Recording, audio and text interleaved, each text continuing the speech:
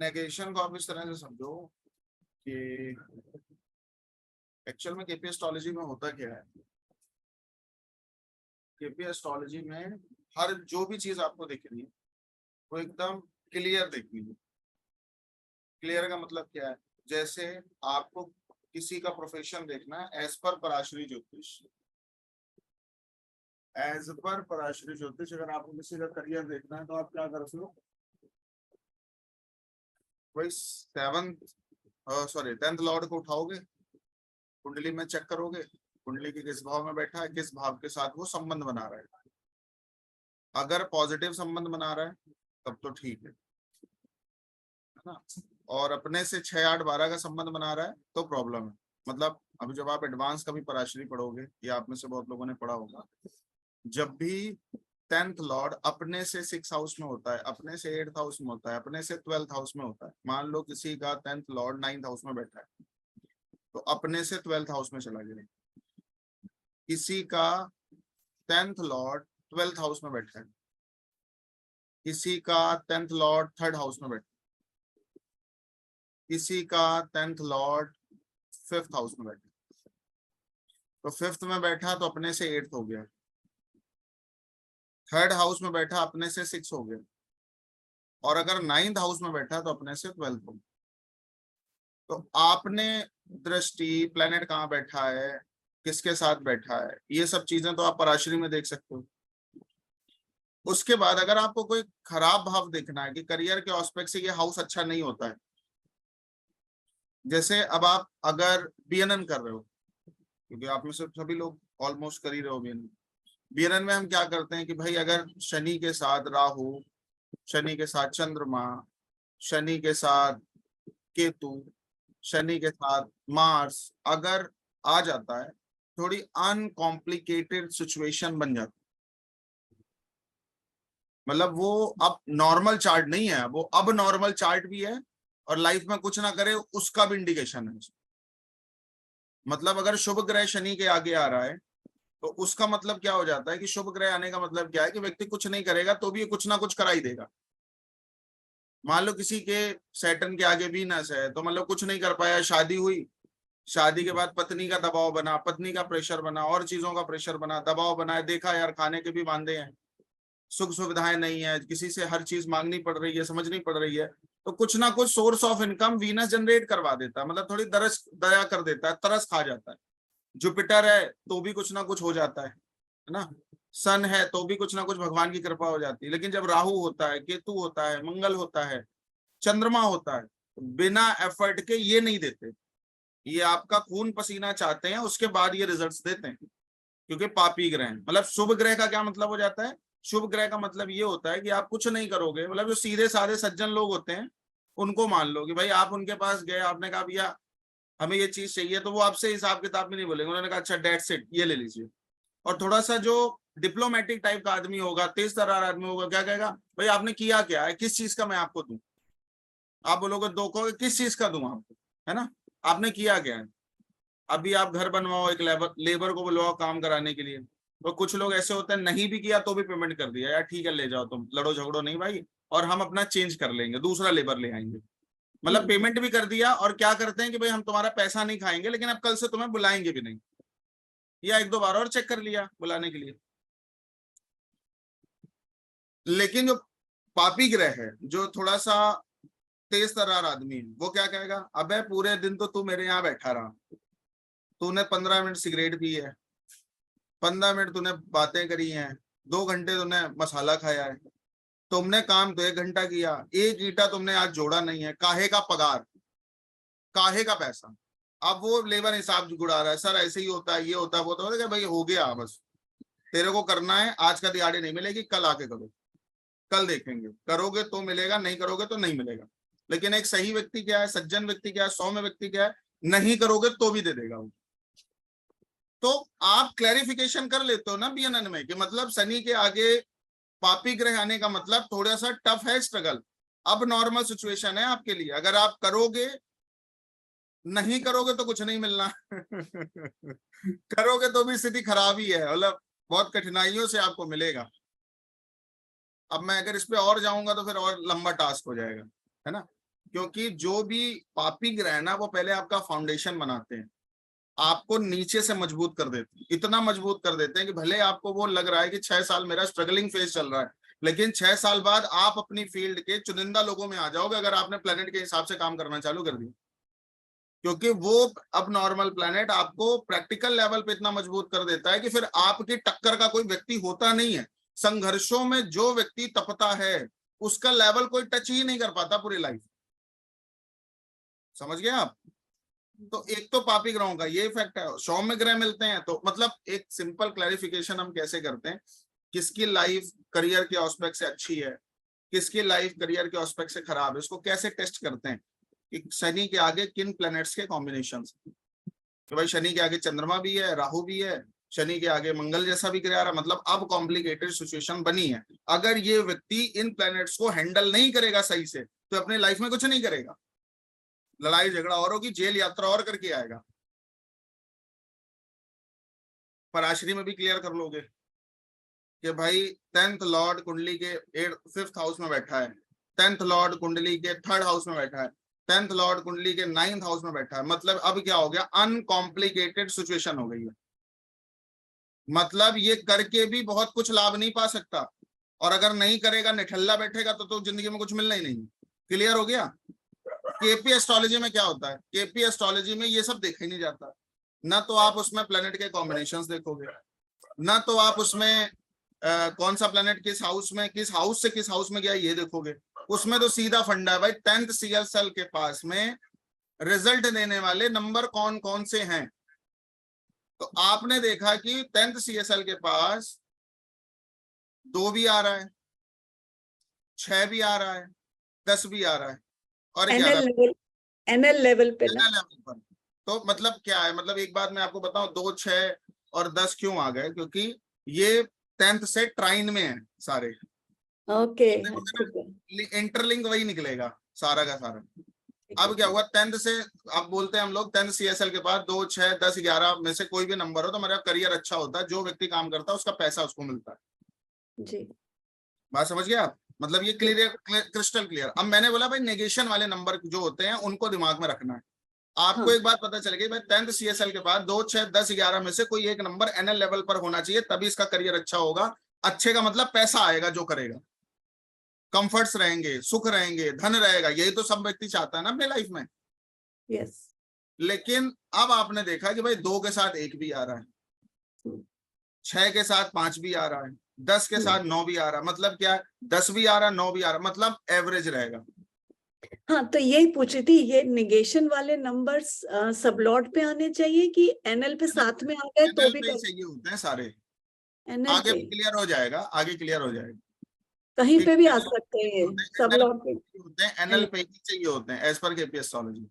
Okay okay, यही पूछना था, ठीक है। तो बात क्या हो रही है यहाँ पे, बात केवल इतनी हो रही है कि आपने 10th CSL की स्क्रिप्ट में देखा कि भाई 2 भी आया, 6 भी आया, 10 भी आया, 11 भी आया, साथ में 1 भी आ गया, साथ में 5 भी आ गया, साथ में 9 भी आ गया। मतलब क्या सिचुएशन बन गई भाई, पैसा आएगा भी चला भी जाएगा, एवरेज हो गया। अब एवरेज हो गया, मतलब ठीक है, सिचुएशन समझ आ गई।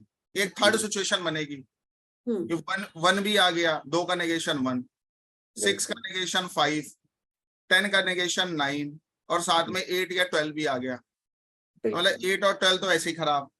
साथ में नेगेशन वाले नंबर भी आ गए, जो फाइनेंशियली नेगेशन वाले नंबर हैं, जो मतलब अभी आप पहले तो पॉजिटिव सीखोगे, फिर उसका नेगेटिव नंबर क्या होता है वो भी सीखोगे। अभी मैं आपका समझ लो केपी बेसिक चल रहा है एक तरह से। जी। उसके बाद आप जब आओगे तो हर टॉपिक के हिसाब से कौन सा नंबर उसका फेवरेबल होता है और कौन सा नंबर उसका अनफेवरेबल होता है, वो सब हम आपको क्लियर करेंगे। लेकिन अब आपने देखा कि भाई 2 के साथ 1 भी आ रहा है, 6 के साथ 5 भी आ रहा है, 10 के साथ 9 भी आ रहा है, तो एक तो ये सिचुएशन बन गई कि भाई एवरेज आएगा, मतलब आएगा जाएगा। एक थर्ड सिचुएशन बनी कि 1, 5, 8 और 12 जैसे नंबर आ गए, साथ में 9 भी आ गया।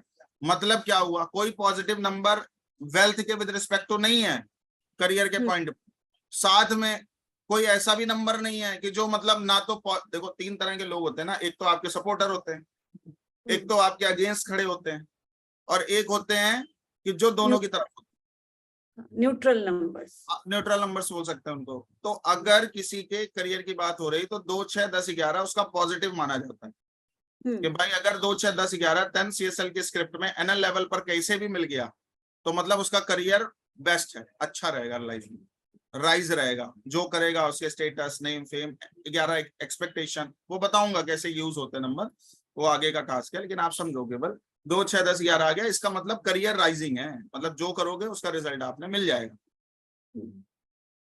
अब एक सिचुएशन बन गई कि 1, 5, 8, 12 जैसे नंबर आ गए, साथ में 9 भी है, तो मतलब क्या है कि आपके करियर के अगेंस्ट नंबर है। अब यहाँ पे आपको सिंसियर होने की जरूरत है, अब नॉर्मल सिचुएशन में जाने की जरूरत है, बहुत हार्ड वर्क करने की जरूरत है, और इन नंबर्स के रिलेटेड ही अपना प्रोफेशन चूज करने की जरूरत है, उसके बाद भी प्रॉब्लम आ सकती है। क्लियर हो रही है बात? एक थर्ड सिचुएशन, मतलब क्या हुआ, पहले सपोर्टर नंबर आ गए, दूसरे में क्या आ गए कि जो अभी आपने बोला न्यूट्रल नंबर नहीं आए, मतलब नेगेटिव वाले आ गए, नंबर आ गए, पूरे नेगेटिव नंबर आ गए करियर के एस्पेक्ट से। अब थर्ड एक सिचुएशन ये बनी है कि उसमें 4 आ गया, 4 की कोई गणना ही नहीं है, ठीक है, 4 आ गया, 7 आ गया, फाइनेंस के विद रिस्पेक्ट टू 7 नंबर केवल बिजनेस को दिखाता है, वेल्थ को नहीं दिखाता जी, ठीक है। अब 4 और 7 आ गए, ये होगा न्यूट्रल नंबर, यस, ये हो गया न्यूट्रल नंबर, मतलब इनका रहना ना रहना कोई मतलब का नहीं है, इनके रिलेटेड प्रोफेशन पकड़ सकते हो, वहां से पैसा वैसा आ जाए तो बात दूसरी। अच्छा ठीक है, बात समझ गए? तो जब तक आपको पॉजिटिव नहीं पता होगा तब तक पॉजिटिव नहीं बता पाओगे, जब तक नेगेटिव नहीं पता होगा तब तक नेगेटिव नहीं बता पाओगे, और जब तक आपको मिड वाला नहीं पता होगा तब तक मिड वाला नहीं पता। तो मेरे कहने का मतलब नेगेशन से क्या है, जो किसी भी स्क्रिप्ट के लिए, जैसे अब जब अगर कभी घर की बात होगी कि भाई किसी का घर कैसा होगा, घर मिलेगा नहीं मिलेगा, कुछ लोग पूरी लाइफ रेंट पे ही रह जाते हैं, कुछ लोग पूरी जिंदगी भर जो है वो दूसरों के घर पे ही रह के खत्म हो जाता है, उनको अपना घर नसीब नहीं होता है, कुछ लोग कोठी पे कोठी बना लेते हैं, वो घर का सुख भी नहीं मिलता, कुछ लोग बनाते हैं सुख भी लेते हैं लाइफ में, है ना, कुछ लोग बनाते हैं बनाते ही पिताजी खत्म हो गए, बनाते ही माँ खत्म हो गई, बनाते ही पति खत्म हो गया, अब उनके मन में आ गया कि ये जब से घर लिया तब से इसने तो मेरा सब कुछ तो ले लिया, अब यहाँ रहने का फायदा क्या, फिर रेंट पे चले गए घर खरीदने के बाद भी। तो अब अगर कोई कहे कि भाई मेरे को घर खरीदना है तो कैसे चेक करेंगे, मतलब प्रॉमिस कैसे चेक करेंगे कि 4 CSL के स्क्रिप्ट में, 4 CSL के स्क्रिप्ट में जो 4th CSL होता है उसकी स्क्रिप्ट में अगर 4, 8, 12 जैसे नंबर आ जाते हैं, 4, 11, 12 जैसे नंबर आ जाते हैं, तो 8 तो इंसेस्ट्रल को दिखाता है, 4, 11, 12 जैसे नंबर आ जाता है तो मतलब वो व्यक्ति अपनी लाइफ में प्रॉपर्टी परचेज कर सकता है। और इसी के विद रिस्पेक्ट टू 3 आ गए, 10 आ गया, ठीक है, तो ये एंटी नंबर आ गया। क्यों एंटी हुआ? क्योंकि 4 का नेगेशन हो गया 3, 11th का नेगेशन हो गया 10th, ये हो गया एंटी नंबर। तो मेरा कहने का मतलब क्या था, किसी हाउस से उसका 12th हाउस उसका नेगेशन कर देता है, मतलब क्या होगा, जब आप किसी इवेंट का किसी भी चीज का प्रॉमिस चेक करोगे तो आपको वहां के पॉजिटिव नंबर पता होंगे, और उस नंबर से अगर नेगेशन वाला नंबर आएगा, 12th वाला नंबर आएगा, इसका मतलब वो उस चीज में हानि कर देगा, खत्म कर देगा, कॉन्स्पिरेसी उत्पन्न कर देगा, कुछ ना कुछ प्रॉब्लम क्रिएट करेगा नंबर। क्योंकि मैंने फर्स्ट डे ही आपको बोला था केपी एस्ट्रोलॉजी थ्योरेटिकल नहीं चलती है, केपी एस्ट्रोलॉजी कैलकुलेशन पे नहीं चलती है, केपी एस्ट्रोलॉजी के अपने फंडामेंटल्स हैं, उनके अपने रूल हैं, उनके अपने कॉन्सेप्ट्स हैं, उसी पे चलती है और उसी पे एक्यूरेट प्रेडिक्शन निकल जाती है। मतलब मैं एक बात आपको बोल रहा था कि अगर आप बीएनएन कर रहे हो तो गोल गोल घूमते हो, और क्लाइंट को भी गोल गोल घुमाना पड़ता है ना, समझ रहे हो मेरी बात? लेकिन केपी कहता है ये मतलब ये खत्म, डेड से।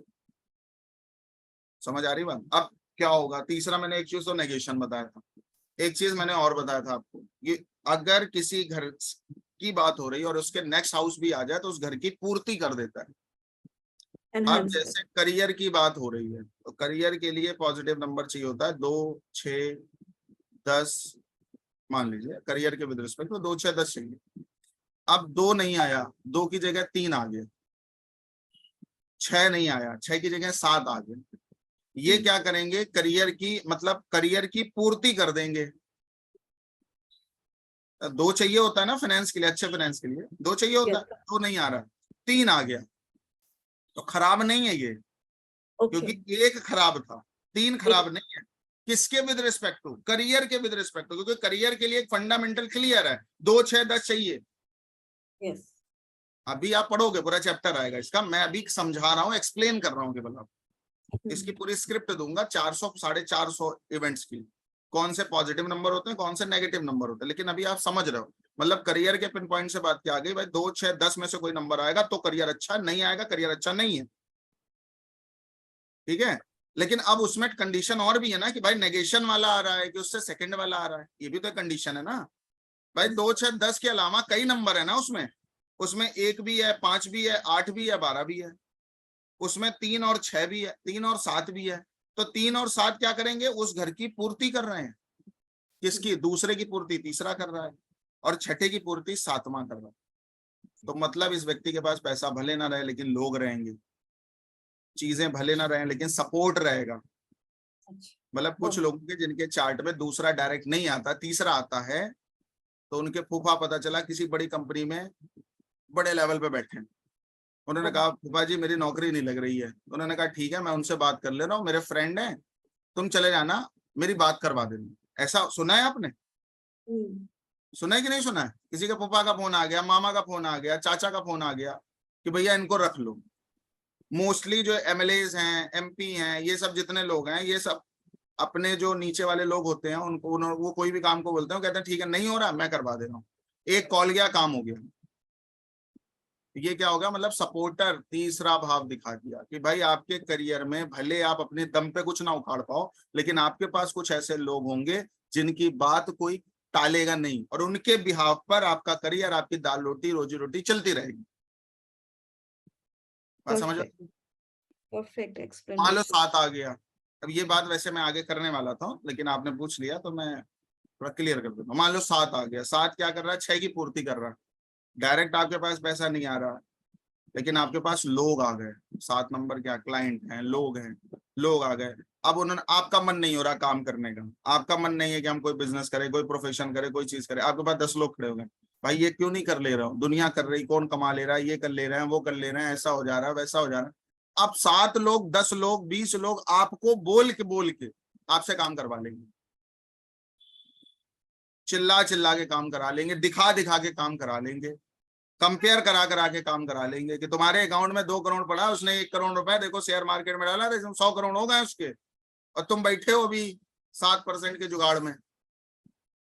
तो क्या हुआ, 7 नंबर आया तो डायरेक्ट प्रोफेशन भले नहीं आया, डायरेक्ट वेल्थ भले नहीं आई, रिकरिंग इनकम भले नहीं आई, लेकिन लोगों ने क्या कह के आपका काम करा दिया। तो 7 नंबर क्या होता है, आपके पास लोग ऐसे होते हैं कि जिनकी सुन सुन के आप कर देते हो। तीसरा ऐसा होता है जिसको हम लोग सिस्टम बोलते हैं, भाई हमारा बहुत तगड़ा सिस्टम है यूपी में कुछ भी होगा देख लेंगे, बात समझ गए आप। तो तीसरा नंबर सपोर्टर्स को दिखाता है कि आपके कोई ताता, चाचा, फुआ, मामा वो प्रीमियम पोजीशंस पर बैठे हैं, कोई रिश्तेदार प्रीमियम पोजीशन पर बैठे हैं, कोई फ्रेंड आपका प्रीमियम पोजीशन पर बैठा है और उसने पुश कर दिया आपको। तो हुआ क्या कि दूसरा भी नहीं आया, छठा भी नहीं आया, 10वां भी नहीं आया, 11वां भी नहीं आया, लेकिन तीसरा आ गया, दूसरे की पूर्ति कर दी। 7वां आ गया, छठे की पूर्ति कर दी। आपने एक रिटेल काउंटर खोल दिया अपना, आपने कहा कि हम पार्टनरशिप में काम करेंगे, हम डायरेक्ट नहीं। कोई व्यक्ति आ गया आपके पास, यार तेरे पास ये टैलेंट है, मेरे पास पैसा है, मैं पैसा लगा दे रहा हूँ, तू काम कर ले, और नहीं तो तुम अभी नल्ले बैठे थे घर पे। और 7th हाउस पार्टनर का भी है, कोई आ गया खड़ा हो गया आपके साथ कि तू कर मैं पीछे खड़ा हूं तेरे, वो 7 नंबर होता है। कुछ लोग आपकी लाइफ में ऐसे होते हैं ना कि तू कर मैं खड़ा हूं तेरे पीछे, वो 7 नंबर होता है। मतलब क्या होगा, जब भी आप किसी जब भी आप किसी इवेंट का प्रॉमिस चेक कर रहे हो, वहां पे उस इवेंट से रिलेटेड पॉजिटिव नंबर भी होंगे, नेगेशन वाले नंबर भी होंगे, उनकी पूर्ति करने वाले नंबर भी होंगे, और वहां पे नेगेट करने वाले नंबर भी। बात समझ रहे हो आप? तो आपको वहां पे पता होना चाहिए। अब मैं आपको एक सिंपल थ्योरी बताता कि भाई किसी का करियर 10th CSL 2 6 10 11 में से लेके चले, उसका करियर बढ़िया होता है। इतना तो आपने समझ आ गया कि भाई सर ने बोला 2 6 10 11 अगर आएगा तो अच्छा करियर होगा। और हमने आपको दूसरी चीज बताई नहीं। अब हमने एक थ्योरी और बता दी कि भाई अगर 1, 5, 8 और 12 जैसे नंबर आएंगे, इसका मतलब करियर में प्रॉब्लम बनी रहेगी पूरी लाइफ। तो आपको 2 कॉन्सेप्ट पता हुआ, लेकिन अभी क्लियर नहीं हुआ आपको कि भाई ये क्यों हुआ। भाई 5 आ रहा है, 8 आ रहा है, 12 आ रहा है, ये खराब बता दिया, और बाकी के नंबर आपने अच्छे बता दिए। क्यों बता दिए? क्यों जो शब्द होता है ना, बड़ी छीछा लेकर करता है आदमी। क्लियर हो रही है कुछ बात? तो मैंने आपको अगर बताया कि भाई अगर किसी भी हाउस का नेगेशन वाला नंबर आ रहा है, इसका मतलब वो उस हाउस को, उसकी प्रोबेबिलिटी को कमजोर कर रहा है। भाई एक डॉक्टर के पास आप जाते हो, बोलते हो डॉक्टर साहब हमें दवा दे दो, तो पूछता है ना कि आपको हुआ क्या है। आपने बोला मेरे को दस्त आ रही है, तो बोलेगा ना रात में क्या खाया था आपने, कब से आ रही है, कितने दिन से आ रही है, किसी डॉक्टर को दिखाया कि नहीं दिखाया। ऑब्जर्व करता है ना आपको, बोलता है ना आपसे। नेगेट पॉइंट पहले पूछता है, किसी रोग का नेगेट पॉइंट ढूंढता है पहले कि ऐसा क्या किया जिसकी वजह से पेट खराब हुआ। आपने कहा मेरे को याद नहीं है कि मैंने क्या किया, मेरे को ध्यान नहीं है, तो फिर वो आपको पहले आप बोलते हो मैंने कुछ ऐसा खा लिया, तो कहता ठीक है दवा खा लो सही हो जाओगे। आपने बोला भाई 2 महीने से चल रहा है, कितनी दवा करा ली, कोई नहीं है, तो उसको लगता है भाई आपको सीवियर इश्यू है। अब इसमें आगे प्रोसीड करते हैं, कुछ चीजें करने के लिए चेक करते हैं इसका क्या प्रॉब्लम है। फिर एक्सरे कराएगा, अल्ट्रासाउंड कराएगा, है ना, MRI कराएगा, जो दुनिया का उसको जो समझ आएगा वो सब कराएगा, ठीक है, एंडोस्कोपी कराएगा, ठीक है। तो लेकिन पहले आपसे पॉजिटिव पॉइंट भी पूछेगा, नेगेटिव पॉइंट भी पूछेगा, उसके पीछे 2-3 चीजें और पूछेगा, क्या खाया, क्या पिया, क्या कल्चर है, ड्रिंक तो नहीं करते, क्या नहीं करते, मतलब पूछेगा ना। तो एस्ट्रोलॉजर क्या करता है, जब भी किसी का करियर चेक कर रहा है तो क्या करता है, वो भी प्रोबेबिलिटी ढूंढता है, नेगेशन ढूंढता है। आप ये भी सोचोगे कि भाई इसकी NL लेवल की स्क्रिप्ट में किसी की तरह अनटेलेंटेड होके, इंडिपेंडेंट होके, NL पे किसी तरह 2, 6, 10, 11 में से कुछ तो मिले पॉजिटिव। अब कुछ नहीं मिला। आपने कहा चलो कोई बात नहीं, पॉजिटिव नहीं मिल रहा, ठीक है। फिर आप आराम से बैठे हो, यार पॉजिटिव नहीं है, कहीं ऐसा तो नहीं नेगेटिव आ रहा है। फिर आप करो नेगेटिव क्या होता है भाई, 1 होता है, 5 होता है, 8 होता है, 12 होता है। भाई नेगेटिव देखो, इंडिपेंडेंट होके, अनटैलेंटेड होके, मेरी बात ध्यान रखना, कहाँ से बोल रहे हैं, फर्स्ट Yes. सेकंड क्लास की बात है। इंडिपेंडेंट है, इन चीजों पर अगर काम नहीं किया तो सब मिस कर दोगे। Yes. इंडिपेंडेंट होके, ये हो गया, मतलब आपका काम क्या है भाई, NL लेवल पे हमें पॉजिटिव नंबर चाहिए इस इवेंट के विद रिस्पेक्ट। तो प्रॉमिस होगा, कब होगा वो दशांतर दशा बताइए। तो अब आपका दिमाग दूसरी तरफ घूम गया। क्या घूम गया, किस तरफ बुद्धि गई आपकी? अब आपकी बुद्धि ये गई कि भाई नेगेटिव वाले नंबर तो नहीं आ रहे कहीं, क्योंकि वो तो बड़ा खतरा पैदा कर रहे, क्योंकि पॉजिटिव है नहीं। पॉजिटिव तो इस बंदे के चार्ट में है नहीं कोई नंबर। अब नेगेट वाले देखो कौन से हैं, अब नेगेट वाले भी नहीं मिले। 1, 5, 8 मतलब अभी क्या हुआ भाई, प्रॉब्लम भी नहीं। अगर संभावना नहीं है तो असंभावना भी नहीं है,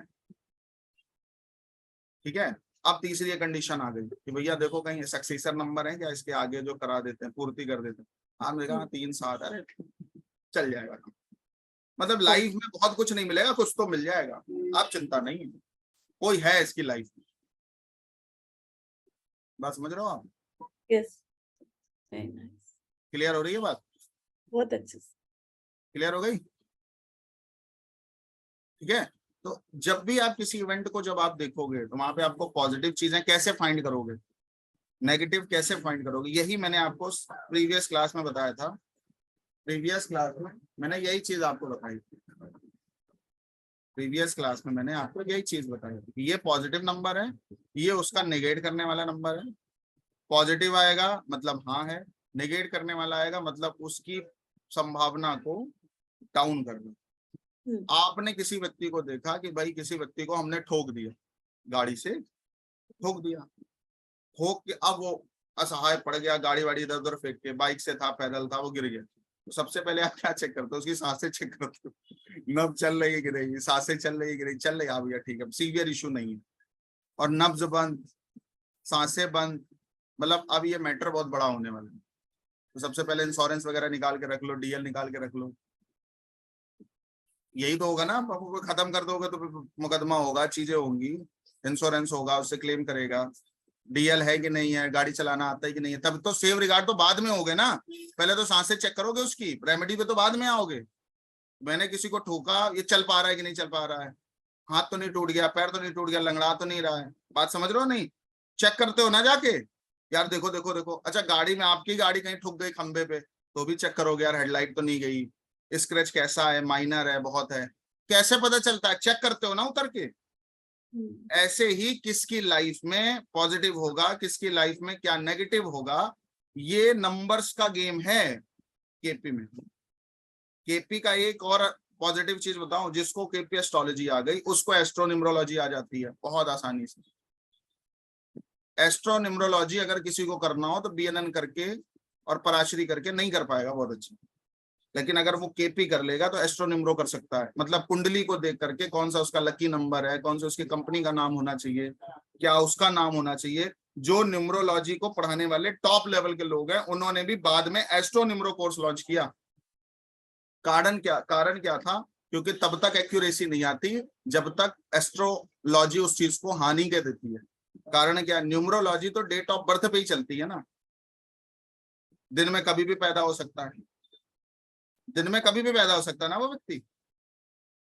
लेकिन एस्ट्रोलॉजी क्या चलती है? सेकंड्स पे भी चलती है। उसमें केपी एस्ट्रोलॉजी सेकंड्स पे भी काम करती है। इसलिए जो बड़े आपको न्यूमरो कंसल्टेंट मिलेंगे, बड़े वास्तु करने वाले मिलेंगे, उनको ये चीजें आती होंगी। मैं यहाँ पे कुशदीप बंसल जी का भी नाम लूंगा।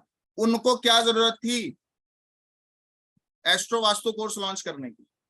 वो तो वैसे ही वास्तु पे बहुत नेक्स्ट लेवल पढ़ाते हैं, है ना। मैं अगर किसी को आज की डेट में एस्ट्रोलॉजी के सेगमेंट में, ऑकल्ट के सेगमेंट में किसी को अगर बहुत रिस्पेक्ट देता हूँ तो वो खुशदीप बंसल जी हैं, ठीक है, जिनको केबी सर लोग बोलते हैं। मतलब मेरे दिल में उनके लिए है अथाह मतलब रिस्पेक्ट है, क्योंकि उन्होंने किया है ऑकल्ट के लिए। अब वो प्राइस क्या ले रहे हैं, क्या कर रहे हैं, वो दैट्स इट, ठीक है। मैंने पढ़ा भी नहीं है उनको अभी, उनसे मैंने महावास्तु से कुछ नहीं किया, ठीक है। लेकिन मैं आपको बता रहा हूँ, मैं क्योंकि मैं एक एस्ट्रोलॉजर हूँ तो मैं भी लोगों को जान रहा हूँ ना कौन क्या कर रहा है। तो मैं आपसे ये बता रहा हूँ कि जो खुद ही जिसने एक वास्तु को एक नई दिशा दी है ना, इन्वेंट करके, चीजों को ढूंढ के इन्वेंट करके एक नई दिशा दी, उस व्यक्ति को बाद में एस्ट्रो वास्तु लॉन्च करने की क्या जरूरत पड़ गई? कुछ समझ आ रही बात? कारण क्या है? जब आप कभी एस्ट्रो न्यूमरो करोगे, वहां केपी एस्ट्रोलॉजी फ्रंट पे खड़ी होगी, फ्रंट लाइन शोल्डर की तरह। जब आप कभी एस्ट्रो वास्तु करोगे, वहां भी केपी ही मिलेगा। क्लियर हो रही कुछ बात? वहां भी केपी एस्ट्रोलॉजी ही मिलेगी आपको फ्रंट पे खड़ी, और वेस्टर्न एस्ट्रोलॉजी मिल जाती है थोड़ी बहुत। समझ रहे हो बात? इसलिए केपी एस्ट्रोलॉजी जो आप पढ़ रहे हो ना, ये बहुत फाइन ट्यून, एक्यूरेट, और बहुत सारी चीजें इससे सॉल्व होने वाली हैं आपकी लाइफ में। कभी और कुछ करने का मन कर गया आपका कि भाई न्यूमरोलॉजी भी सीख लेते हैं और चीजें भी सीख लेते हैं और कुछ कर लेते हैं, तो अगर कोई रोल प्ले करेगा तो केपी एस्ट्रोलॉजी, मतलब सारे ही प्ले कर सकते हैं रोल। तो मैं तो हर साइंस में कुछ भी कर पढ़ा सकता हूँ, लेकिन केपी एस्ट्रोलॉजी नेक्स्ट लेवल चल जाती है किसी भी चीज। तो आप भाग्यशाली लोग हो जो केपी ज्योतिष पढ़ रहे हो। ये केवल अभी नहीं, आगे भी बहुत हेल्प करेगी आप। और मैं थोड़ी थोड़ी हिंट जरूर दे दूंगा आपको। आप मेरे से कोर्स करो ना करो वास्तु का या किसी और चीज का, एस्ट्रो वास्तु करो ना करो, निम्रो वास्तु करो ना करो, या एस्ट्रो निम्रो करो ना करो, लेकिन मैं आपको हिंट जरूर दे दूंगा कि भाई इसको आप कैसे इंप्लीमेंट कर सकते, केपी के हिसाब से मुहूर्त कैसे निकालते हैं उसको भी बता दूंगा। क्योंकि मैं आपको बताऊं, दुनिया का जो सबसे एक्यूरेट मुहूर्त निकलेगा वो केपी एस्ट्रोलॉजी से ही निकलेगा। इससे पिन पॉइंट मुहूर्त कोई निकाल ही नहीं सकता है। मतलब लड़के और लड़के का एग्जैक्ट टाइम पे फेरा कब होना चाहिए, कितने बज के कितने मिनट पे, वो काम आप कर सकते हो। और ये कोई पंचांग बहुत एक्यूरेसी पर नहीं बता सकता। वो इतना बता देगा कि ये शुभ चौगड़ी है, ये इतना है, 1 घंटे से 2 घंटे के बीच में कर लेना, इतने बजे से इतने बजे अच्छा समय है, इतना ही तो बताते ना। आप किसी पंडित के पास जाओ तो कहता भाई 4 बजे से 6 बजे तक देख लेना, ये अच्छा टाइम। और वो भी ऐसा टाइम है जो सबको चिपकाया जाएगा। वो भी एक ऐसा टाइम, मतलब मान लीजिए पूरे यूनिवर्स में शादी हो रही है डेट टाइम पे, तो वो जो 2 घंटे का पीरियड है वो सबके लिए है। वो मदन जी के लिए भी है, वो राजेंद्र जी के लिए भी है, वो हिमानी के लिए भी है, वो मोनिका जी के लिए भी है, वो कीर्ति जी के लिए भी है। सबके लिए वही टाइम, फिक्स टाइम। लेकिन हर व्यक्ति अलग अलग टाइम पे पैदा हुआ है, अलग अलग डेट ऑफ बर्थ लेके पैदा हुआ है, अलग अलग चीजें लेके पैदा हुआ है। तो उसमें भी कुछ फाइन ट्यून हो सकता है क्या? यस हो सकता है। केपी करने वाला कर सकता है। बात समझ रहे हैं आप? इसकी बड़ी विशेषता है केपी एस्ट्रोलॉजी। तो चलिए फिर, अभी आपका जो क्वेश्चनिंग सेशन था वो खत्म हो गया।